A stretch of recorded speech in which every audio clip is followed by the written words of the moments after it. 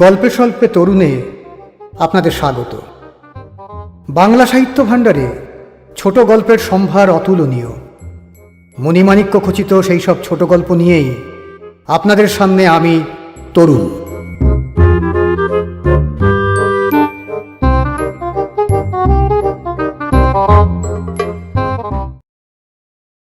আজকের গল্প মুসাফিরখানা, রচনা তারাশঙ্কর বন্দ্যোপাধ্যায়।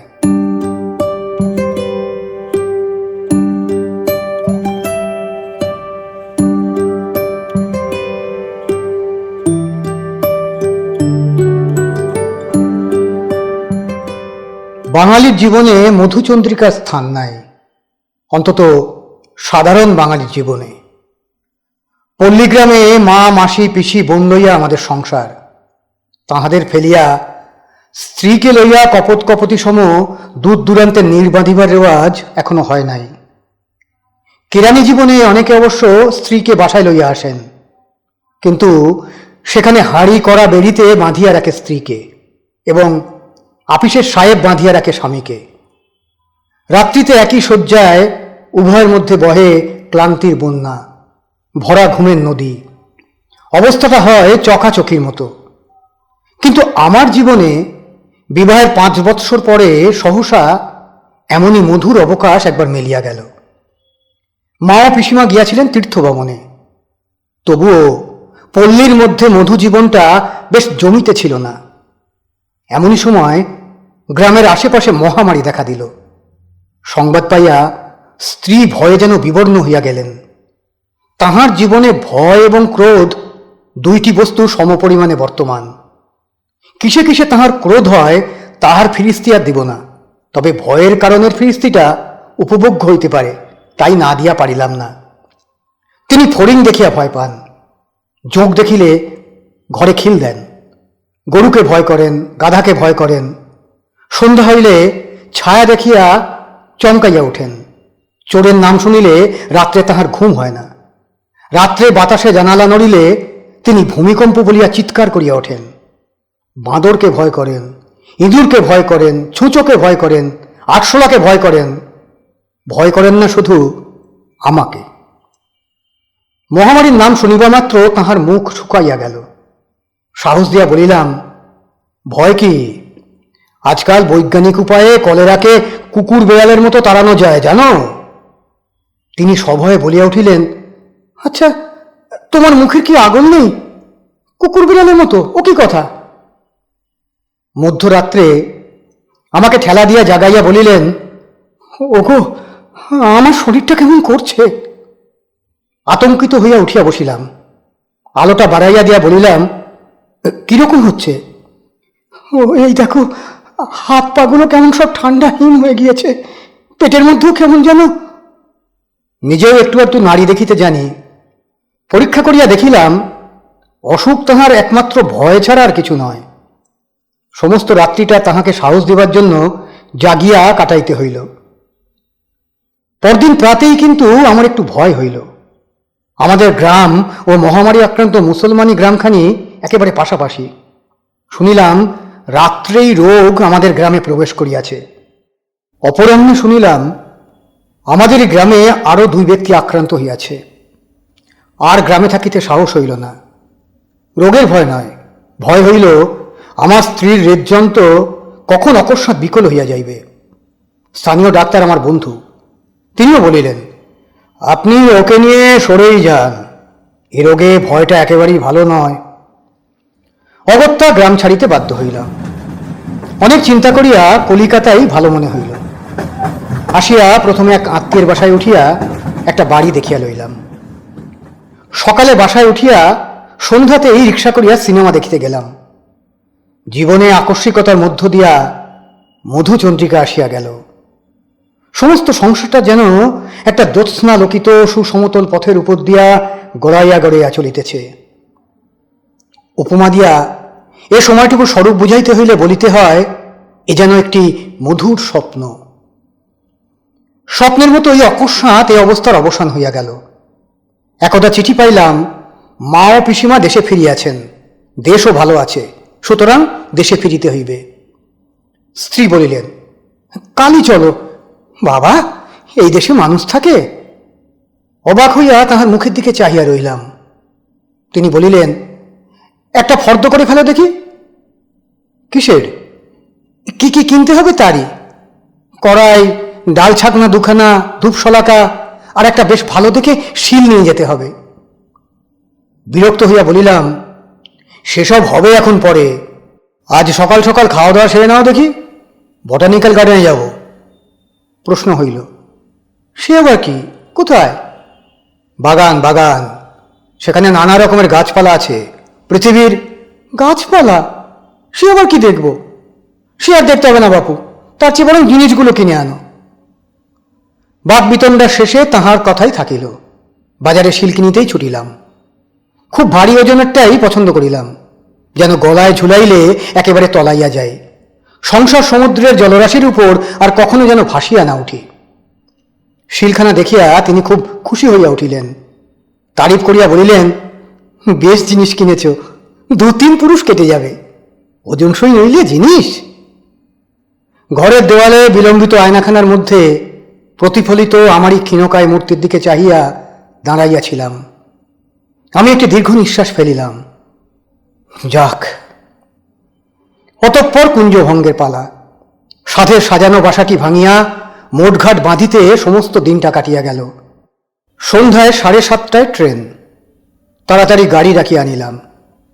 মোটঘাট দেখিয়া সে বলিল, একটা গাড়িতে এত মাল যাবে না বাবু। প্রথমে ঝগড়া করিলাম। গাড়োয়ানটা গাড়ির মুখ ফিরাইয়া চাবুক ঘুরাইয়া জিভ দিয়া শব্দ করিল, ঘোড়া দুইটি বার কয়েক নাক ঝাড়িয়া নড়িয়া উঠিল। অগত্যা তখন আরম্ভ করিলাম তোষামদ। অবশেষে আরো কয়েক আনা ভাড়া অধিক স্বীকার করায় একটা আপোষ হইয়া গেল। স্টেশনে আসিয়া দেখি ট্রেনখানি যথা সময়ে চলিয়া গিয়াছে। স্ত্রী বলিলেন, ওই ঘোড়া দুটোর অভিসম্পাতে। আহা, জীব জীব তো বটে, অমন করে কি মারে দেখো, সত্যি ওদের চোখ দিয়ে জল পড়ছে। আমার চোখে জল অবশ্য আসে নাই, কিন্তু চোখে আমি অন্ধকার দেখিতেছিলাম। ভাবিতেছিলাম উপায় উপায় একমাত্র লাস্ট ট্রেন। 10:30টায় হাওড়ায় চাপিয়া রাত্রি 2টায় বর্ধমানে নামিতে হইবে। 2টা হইতে ভোর 5টা পর্যন্ত বর্ধমান মুসাফিরখানায় ভোর 5টায় ট্রেন মিলিবে বর্ধমানে। কিন্তু তদ্ভিন্নই বা উপায় কি? অগত্যা ভীরু মনকে উৎসাহ দিয়া বলিলাম, চলো মুসাফের, বাঁধো গাঁটরি। যথা সময়ে আসিয়া বর্ধমান পৌঁছিলাম। স্ত্রী ঘুমাইতেছিলেন। মহা বিরক্ত হইয়া বলিলেন, তোমার হাতে পড়ে আমার আর লাঞ্ছনার শেষ রইল না। রাত্রির শেষ প্রহরে ক্লান্ত দেহে আর কলহ করিতে প্রবৃত্তি হইল না। রসিকতা তো দূরের কথা, জীবনের রস তখন রসবিকারে পরিণত হইবার উপক্রম হইয়াছে। ইচ্ছা হইল ঠাস করিয়া তাহার গালে একটা চর বসাইয়া দিই, অথবা ওই শিলটা নিজের মাথায় মারিয়া মরি। মুসাফিরখানায় মালপত্র রাখিয়া স্ত্রীকে জেনানা অন্ধকূপে বসাইয়া দিলাম। একটা ইলেকট্রিক আলো সেখানে জ্বলিতেছিল। দেখিলাম একটি প্রৌঢ়া সধবা ও একটি তরুণী বিধবা সেখানে রহিয়াছেন। প্রৌঢ়া ঘুমাইতেছেন, বিধবাটি জাগিয়া বসিয়া আছেন। আমার স্ত্রী ঘরে প্রবেশ করিবা মাত্র তরুণীটি বলিয়া উঠিলেন, আসুন ভাই, বাঁচলুম, একা জেগে বসে প্রাণ আনচান করছে। স্ত্রী বলিলেন, আপনারা বুঝি অনেকক্ষণ এসেছেন? আমি তাহার সম্বন্ধে অন্তত নিশ্চিন্ত হইলাম। একটু চায়ের চেষ্টায় চাওয়ালার সন্ধানে চারিদিকে ভালো করিয়া চাহিয়া দেখিলাম। সে এক অবর্ণনীয় দৃশ্য। হঠাৎ মনে পড়িয়া গেল, দেশে মধ্যে মধ্যে ভেড়াওয়ালারা আসে, তাহাদের আদর করিয়া লোকে আপন আপন ক্ষেত জমিতে বসায়, গায়ে গায়ে ঠেলাঠেলি করিয়া ভেড়ার পাল চোখ বুঝিয়া দাঁড়াইয়া দাঁড়াইয়া ঘুমায়। এখানে ওখানে 2-4টা গুতোগুতিও করে। এও তাই। ওই এক কোণে পানওয়ালার দোকানে কনস্টেবলটা লাঠি হাতে ধুলিতেছে, ওই লোকটাই ভেড়াওয়ালা। আর একধার হইতে অন্য ধার পর্যন্ত তন্দ্রাচ্ছন্ন যাত্রীর দল গায়ে গায়ে ঠেস দিয়া ধুলিতেছে। বং সংকর্ষণের সম্বোধনী এত ঝুটা টুটা, আও ফুটা মেকি, আও আও ফাঁকি, ভজো কিশোর রাধা দিল কর সাদা বম। শব্দ লক্ষ্যে দৃষ্টি ফিরিয়া দেখিলাম এই ভিড়ের মধ্যে এক সাধুও জুটিয়া গেছেন। চেলাচামুন্ডেরও অভাব নেই, সেখানে গাঁজা চলিতেছে। পাশের একজন যাত্রী আপত্তি করিয়া উঠিল, আহ কি বিপদ, গাঁজা খাবে তো সরে গিয়ে খাওয়া বাবু, এখানে নেশা করবার হুকুম নেই। বাবাজি ঊর্ধ্ব নেত্র হইয়া দম বন্ধ করিয়া গাঁজার ধোঁয়াটা হজম করিতেছেন। জন দুই চেলা একেবারে আগুন হইয়া উঠিল, হুকুম কাটে বাবু, হুকুমের গাদ্দারধারী, আমরাও টিকিট করেছি, তোমার গন্ধ লাগে তো তুমি সরে যেতে পারো। প্রতিবাদকারী বলিল, বেশি লোকের সুবিধে অসুবিধে। Shut up, I say shut up, চুপ রহ বলছি। গঞ্জিকা চক্রের একপাশ হইতে একটি ছোকরা এবার চিৎকার করিয়া উঠিল। কনস্টেবলটার তন্দ্রা ভাঙিয়া গিয়াছিল। সে ভালো করিয়া চোখ মেলিয়া দেখিয়া সব বুঝিয়া লইয়া চক্রের নিকট আসিয়া বলিল, বরসাত তো মিলে সাধু মহারাজ জি। কথা শেষে সে আড়মোড়া দিয়া হাই তুলিয়া আলস্যটাকে বেশ করিয়া কাটাইয়া লইল। প্রতিবাদকারী এবার নীরবেই নাকে কাপড় দিয়া মুখ ফিরাইয়া জড়সড় হইয়া শুইল। অকস্মাৎ নারী কণ্ঠের খিলখিল হাসিতে মুসাফিরখানার টিনের চালটা গমগম করিয়া উঠিল। একটা সাঁওতালের মেয়ে হাসিতেছে, তাহার পাশে বসিয়া একটি সাঁওতাল যুবা, সেও মৃদু মৃদু হাসিতেছে। কে একজন জিজ্ঞাসা করিল, ও তোর কে বটে মাঝি? মাঝি বোধহয় চটিয়া উঠিল। সে উত্তর দিল, কেনে? না তাই জিজ্ঞেস করছি। কেনে? তা করবি কেনে? যা গেল, তা করলে কিছু দোষ আছে? মাঝি গম্ভীর হইয়া রইল। মেয়েটি বলিল, একটা বিড়ি দে কেনে বাবু, ও আমার কি বলিস তোরা, বল ভাই। বলিয়া সে আবার খিলখিল করিয়া হাসিয়া উঠিল। উপরে আলোটার চারিধারে একটা ফড়িং ক্রমাগত ফরফর করিয়া উড়িতেছে, ছোট ছোট পতঙ্গ সংখ্যাতীত। ওরাই, আরে পা দুটো গুটিয়ে নিন না, পা মেলে শুতে হলে ফার্স্ট সেকেন্ড ক্লাসে যেতে হয়। শুয়েছে দেখো না, যেন ঘটোৎকচ। যে শুইয়াছিল সে ভদ্রলোক, বিনা প্রতিবাদেই পা গুটাইয়া লইল। শুধু গুটাইয়াই লইল না, গায়ে পা দিবার অপরাধ বোধে সে একটি নমস্কার করিল। এ ভদ্রলোক কিন্তু রূঢ় ব্যবহারের উত্তরে এমন বিনীত ব্যবহার পাইয়া আরো চটিয়া গেল। সে আপন মনেই বকিতে আরম্ভ করিল, হ্যাঁ সব যেন নবাব খান জাখা, দেখো না দিলে জামাটায় পায়ে ধুলো লাগিয়ে, দেখো না সব কাণ্ড কারখানা। কোনো একটা ট্রেন আসিতেছে, কুলির দল ডাউন প্ল্যাটফর্মের দিকে ছুটিয়াছে। এইবার আমিও সচকিত হইয়া উঠিলাম। এই বিচিত্র রঙ্গমঞ্চের ততোধিক বিচিত্র অভিনয় দেখিয়া সব ভুলিয়া গিয়াছিলাম। চায়ের জন্য প্ল্যাটফর্মের মধ্যে যাইতে হইবে। জেনারেল অন্ধকূপের দুয়ারে গলা সাড়া দিয়া প্রশ্ন করিলাম, বলছি চা খাবে নাকি? স্ত্রী উঠিয়া আসিয়া দরজায় দাঁড়াইয়া বলিলেন, 2 কাপ এনো। ভিতর হইতে কথা ভাসিয়া আসিল, আমি তো খাবো না। মুখ ফিরাইয়া স্ত্রী বলিলেন, কেন? পরক্ষণে একটা দীর্ঘ নিঃশ্বাস ফেলিয়া বলিলেন, ও। তারপর বলিলেন, বামুনের তৈরি চা তুমি একটু খুঁজে নিয়ে এসো, 2 কাপই এনো। আবার মৃদুস্বরে আমাকে বলিলেন, আহা, এই কচি বয়স, এরই মধ্যে সব শেষ করে বাপের বাড়ি চলল। আমি একটা দীর্ঘ নিঃশ্বাস না ফেলিয়া পারিলাম না। সাধু বাবাজি তখন কনস্টেবল প্রমুখ শিষ্যবর্গকে আধ্যাত্মিক উপদেশ দিতেছিলেন। এই নাভে কুণ্ড মে একটু শতদল পদ্ম হয়, বক্ষ দেশ মে একটু। বুঝিলাম কনস্টেবলটি বাবাজির সর্বাপেক্ষা প্রিয় শিষ্য হইয়া উঠিয়াছে।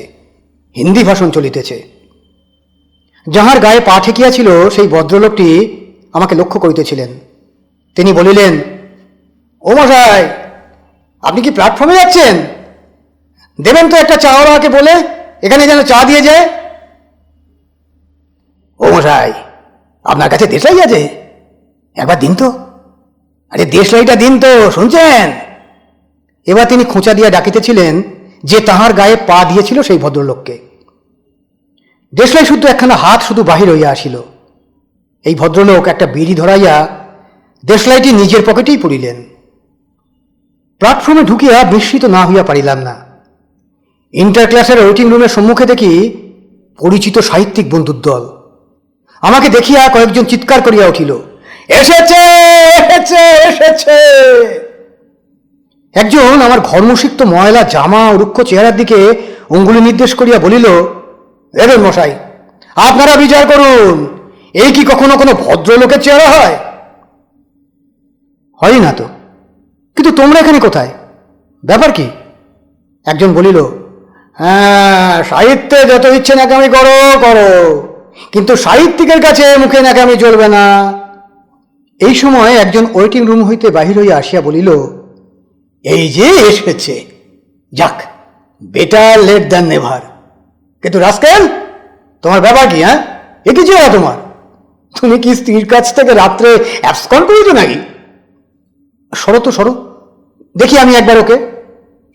সম্মুখস্থ বন্ধুটি সরিয়া দাঁড়াইতে দেখি নিখিল বর বেশে দাঁড়াইয়া। হে কি, নিখিলের বিবাহ! আনন্দের উৎসাহটা এত প্রবল হইয়া গেল যে সঙ্গে সঙ্গে নিজেই কোমর ঘুরাইয়া নাচিয়া গাইয়া উঠিলাম, এতদিনে ফুটলো সখী সাদের বিয়ের ফুল। নিখিল আমার মাথায় একটা চাঁটি মারিয়া বলিল, কিন্তু তোর এত দেরি কেন গাধা? বলিলাম, আমি তো কোনো খবরই পাইনি। সে বলিল, বাহ, আমি নিজে হাতে চিঠি দিয়েছি। কোথায়? কেন, তোমার দেশে? হরি হরি, আমি যে আজ 1 মাসের ওপর দেশ ছড়া। কোথায়, কোন চুলে গিয়েছিলি? এবার থতমত খাইয়া গেলাম। কলিকাতায় ছিলাম বলিলে আর রক্ষা থাকিবে না আমার। ধাঁ করিয়া মিথ্যা বলিয়া বসিলাম। বলিলাম, সে আর বলিস কেন ভাই, মেমারিতে নেমে আমার দিদির ওখানে যেতে হয়, সেখানে গিয়েছিলাম। অবশ্য একা নয়, স্ত্রীকে শুদ্ধ সঙ্গে নিয়ে। দিদির অসুখ হয়েছিল, এই আজ বাড়ি চলেছি। নিখিল প্রশ্ন করিল, তোর স্ত্রী, তিনিও তোর সঙ্গে রয়েছেন নাকি? আবার মিথ্যা বলিলাম। শুধু সঙ্গে, একেবারে শয্যাশায়িনী হয়ে সঙ্গে। তিনি নিয়ে এলেন বর্ধমানের ব্যালেরিয়া। নিখিল চিন্তিত হইয়া বলিল, তাহলে তুই যাবি কেমন করে? বলিলাম, আমার আর যাওয়া হয় না ভাই। ওদিকে একদল ব্রিজ খেলিতেছিল, তাহাদের এতক্ষণ কথা বলিবার অবসর ছিল না। এইবার তাহারা চিৎকার করিয়া উঠিল, গেম গেম, রবার হয়ে গেছে, বয় বয়, এই বলাও বয়কে। আমি নিখিলের বিবাহের কথাই ভাবিতেছিলাম। নিখিল এতদিনে বিবাহ তবে করিল? নিখিল শুধু সাহিত্যিক নয়, তাহার জীবনের বৈচিত্র্য সত্যই বিচিত্র। সে প্রতিভাবান ছেলে, অবস্থাপন্ন ঘরের ছেলে সে। বাপ তাহার ছিলেন খাঁটি জমিদার। 8 বৎসর বয়সের সময় তাহার বিবাহের সম্বন্ধ করিয়া রাখিয়াছিলেন তাহার অন্তরঙ্গ বন্ধু এক ডেপুটি ম্যাজিস্ট্রেটের পৌত্রীর সহিত। মেয়েটির বাপও তখন সরকারি চাকরিতে ঢুকিয়াছেন, তিনি তখন এসডিও। তখন হইতেই উভয় ঘরের মধ্যে তত্ত্বতালাশ চলিত। বাল্যবন্ধুরা নাকি নিখিলকে খেপাইত, গাড়ুর ওপর গামছাখানি নিখিলেশের কুন্দরানী। ভাবি বধূর নাম ছিল নাকি কুন্দরানী। বয়স তখন তাহার 8 মাস। কন্যাটির অন্নপ্রাশনের সময় নিখিলেশের বাপ সেখানে গিয়েছিলেন। সেই সময় কথা পাকা হইয়া যায়। তারপর নিখিলের বয়স যখন 12, তখন তাহার বাপ হঠাৎ মারা গেলেন। তাহার পিতৃবন্ধু, তাহার ভাবি বধূর পিতামহ ম্যাজিস্ট্রেট পদে উন্নীত হইয়াছেন। তিনি লিখিলেন, নিখিলকে তাহার নিকট পাঠাইয়া দেওয়া হোক, তাহার পড়াশোনার ভার তিনি লইবেন। কিন্তু নিখিলেশের মা ছিলেন যাহাকে বলে মর্যাদাময়ী তেজস্বিনী মেয়ে। তিনি উত্তর দিয়াছিলেন, নিখিলের জন্য আপনি চিন্তা করিবেন না, সে অমানুষ হইবে না। সন্তানকে মানুষ করিয়া তুলিতে পারে মা, আর আমি এখনো বাঁচিয়া আছি। উত্তরে তিনি অসন্তুষ্ট হইয়াই পত্র দিয়াছিলেন, কিন্তু নিখিলের মা তাহা গ্রাহ্যই করেন নাই। সে অসন্তোষ আর বাড়িতে পায় নাই। উভয় পক্ষেরই ভদ্র ব্যবহারের গুণে চাপা পড়িয়া গিয়াছিল। যেমন তত্ত্বতল্লাশ চলিতেছিল, চলিতেই থাকিল। নিখিল যেদিন ম্যাট্রিকুলেশন পাশ করিয়া স্কলারশিপ পাইল, সেদিন কিন্তু নিখিলের ভাবি দাদা শ্বশুর ক্ষমা চাইয়া নিখিলের মাকে পত্র লিখিয়াছিলেন। তারপর নিখিল আইএ বিএ পাশ করিল। এবার কন্যাপক্ষ উতলা হইয়া বিবাহের জন্য নিখিলের মাকে ধরিয়া বসিলেন। নিখিলের মায়ের আর আপত্তি ছিল না, কিন্তু নিখিল আপত্তি করিল। পড়া শেষ না করিয়া সে বিবাহ করিবে না। নিখিলের মা বলিয়াছিলেন, বেশ তো, আর দিন কতক অপেক্ষাই করুন না, কুন্দের বয়স তো এই 13 হল, আর একটা কি 2 বছর। ভদ্রলোক নিজে শিক্ষিত ব্যক্তি, তিনি আর আপত্তি করিলেন না। নিখিলের জন্য একটা বড় চাকুরির ব্যবস্থায় তিনি চেষ্টিত হইয়া রহিলেন। ইহার পর অকস্মাৎ একদিন দেশে নিখিলেশের মায়ের কাছে সংবাদ আসিল, নিখিলেশ পড়া ছাড়িয়া অসহযোগ আন্দোলনে যোগ দিয়াছে। পরদিন প্রাতঃকালেই নিখিলের ভাবি দাদা শ্বশুর নিজে আসিয়া হাজির হইলেন। তিনি অত্যন্ত ক্রুদ্ধ হইয়া বলিলেন, এই ডেপমির ভয়ে আমি তখন আপনাকে লিখেছিলাম, নিখিলকে আমার হাতে দিন। নিখিলের মা বলেছিলেন, আমি কিন্তু একে ডেপমি বলে মনে করি না। মনে করেন না? আরে জেল হয়ে যাবে যে। জানি, কিন্তু তবুও তো একে খারাপ কাজ আমি বলতে পারবো না। নিখিলের মা এই উত্তর দিয়াছিলেন। এই কথার পর আর কথা চলে না, এবং উত্তর মেরু ও দক্ষিণ মেরুতে থাকিয়া পরস্পরের হাত ধরাও চলে না। সুতরাং কুন্দরানী ও নিখিলের বিবাহ সম্বন্ধ ভাঙিয়া গেল। শুনিয়াছি মেয়েটি নাকি সেদিন কাঁদিয়াছিল। নিখিলের কাঁদিবার অবসর ছিল না, সে তখন কারাগারে লৌহ কপাটে করাঘাত করিতে ব্যস্ত। জেল হইতে ফিরিয়া নিখিল হইল সাহিত্যিক। সে সাহিত্য জগতে প্রবেশ করিল ক্ষুরোধা তরবারি হাতে লইয়া।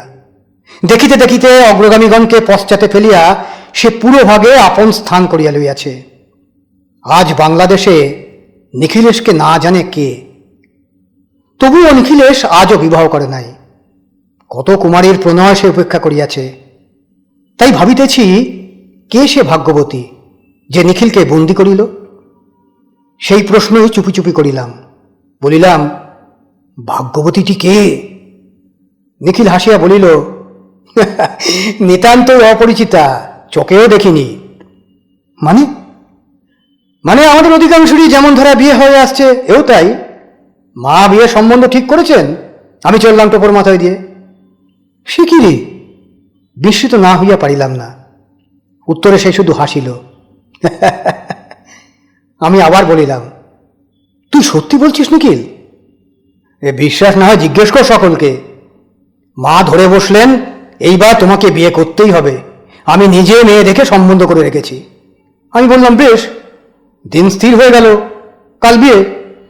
জায়গাটা কোথায়? বর্ধমান কাটোয়া লাইনে, সকালে ট্রেন, তাই রাত্রে এসে বসে আছি।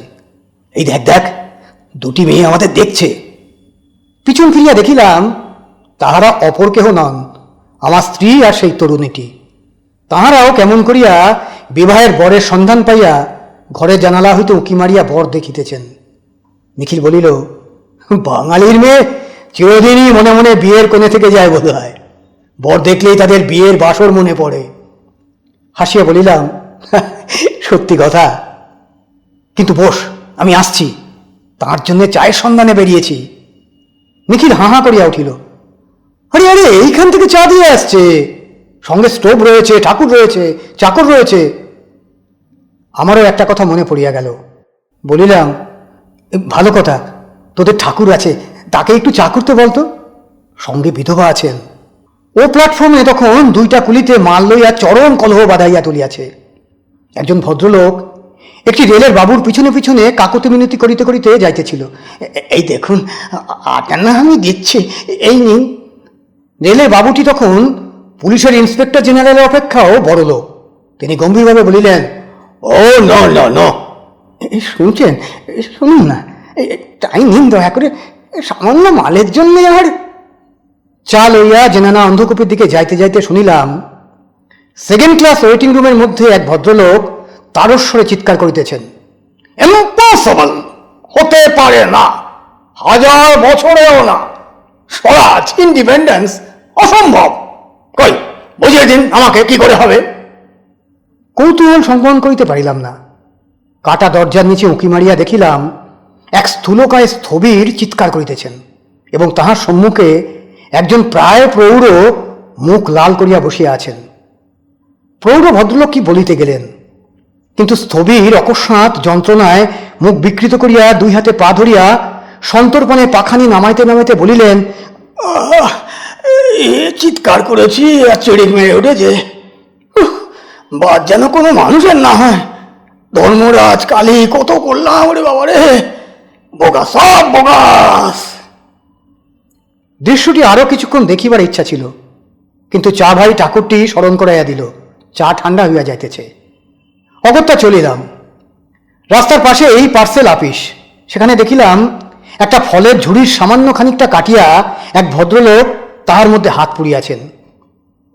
জেনানো অন্ধকূপের সম্মুখে দেখি এক টেরিকাটা ছোকরা কখন আসিয়া জুটিয়া গিয়াছে।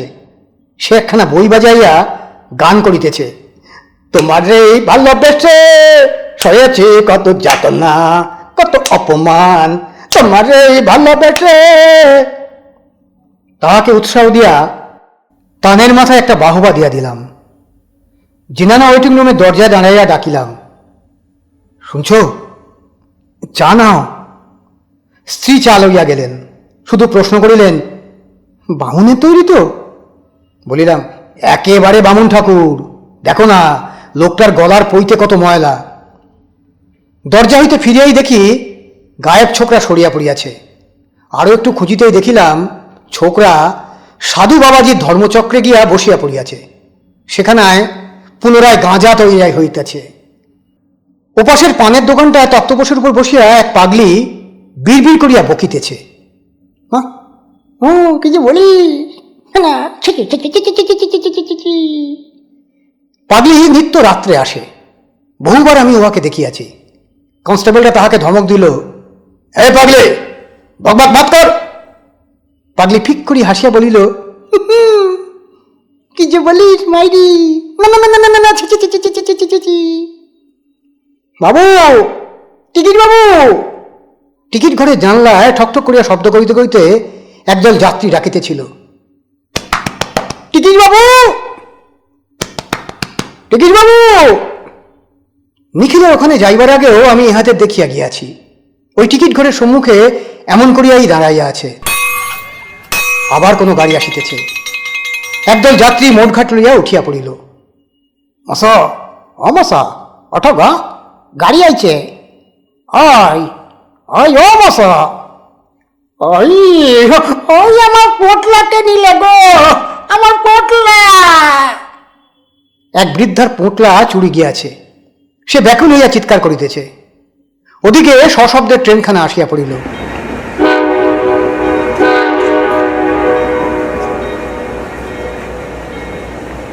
চাগড়াম চাগড়াম হিন্দু চা, সিগারেট পা, সিগারেট পা। এত রাত্রে লুচি কচুরি নেই, যাত্রীরা সব কলরব করিতেছে। কোলে এ কোলে, এই চা, ও মশাই, ও মশাই। অকস্মাৎ কলরবটা প্রবল হইয়া উঠিল, কিছু অস্বাভাবিক রকমের প্রবল। উঠিয়া গিয়া মুখ মারাইয়া দেখিলাম একটা কামরার মুখে যাত্রী, রেল কর্মচারী ও পুলিশের ভিড় জমিয়া গিয়াছে। স্ট্রেচার, স্ট্রেচার, আরে ডাক্তারকে খবর দাও না, একেবারে হাসপাতালে ভেজে দাও বাবা। ও হাঙ্গামা এখানে কেন বাবা? ব্যাপারটা বুঝিলাম না, তবু অনুমান করিলাম যাহার সর্বত্র অবারিত গতি, সেই কোনো অঘটন ঘটাইয়াছে, মৃত্যু। হটাও হটাও হটাও হটাও হটাও হটাও। ভিড় সরিয়া গেল। দেখিলাম স্ট্রেচারের উপর শুইয়া একটি কুলি জাতীয় স্ত্রীলোক, আর তাহার কোলের কাছে রক্ত ক্লেদাক্ত একটি শিশু। মৃত্যু নয়। গাড়ি ছাড়িয়া দিল।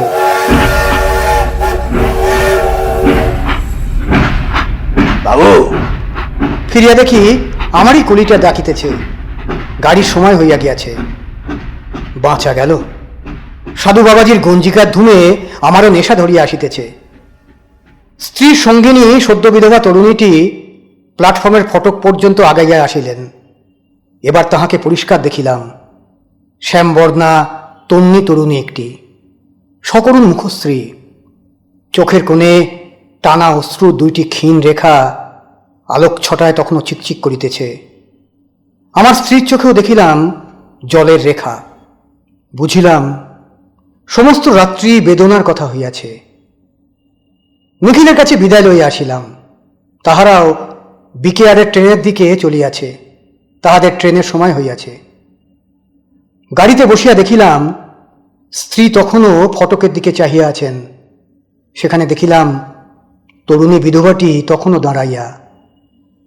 অকস্মাৎ আমার মনে হইল, এই মেয়েটি যদি কুন্দরানী হয়, নিখিলের যাহার সহিত বিবাহের সম্বন্ধ হইয়াছিল।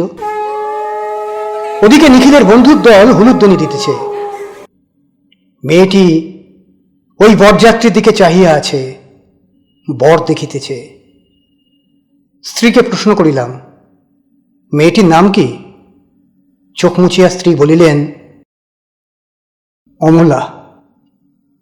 মিথ্যা অনুমান, কিন্তু তবু মনে হইল ওই কুন্দরানী। নিখিল বিবাহ করিতে চলিয়াছে, কুন্দ বিধবা হইয়া ফিরিতেছে। কেহ কাহাকেও চেনে না। এমন অজানিত বিয়োগান্ত কত দৃশ্যই তো অহরহ অভিনীত হইয়া চলিয়াছে এই সংসার রঙ্গমঞ্চে।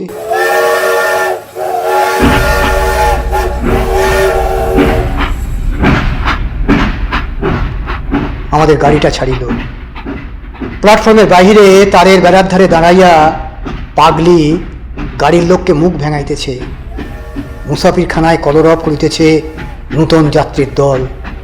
স্ত্রী তখনও চোখ মুছিতেছিলেন।